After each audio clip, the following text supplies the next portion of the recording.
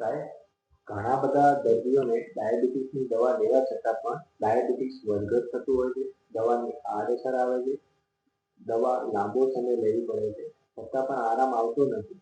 તો આવા બધા લોકો માટે આયુર્વેદમાં શું સમાધાન ખરું?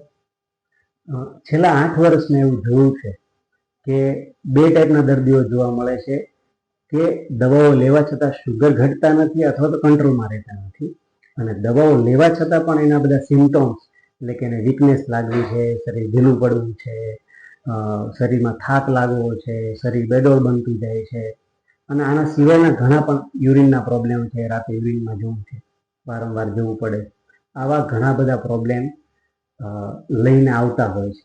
આવા બધા જ ટાઈપના દર્દીઓમાં આયુર્વેદની દવાઓથી ચોક્કસ સારું એવું પરિણામ મળે છે, અને એને લોકોના શુગર પણ ઘટે છે, અને આ રિપોર્ટ નોર્મલ પણ આવે છે. અને જરૂર લાગે તો આપણે કન્ડિશન મુજબ એને પંચકર્મ કરતા હોય છે, એનાથી પણ ખાસો એવો ફાયદો થતો હોય છે.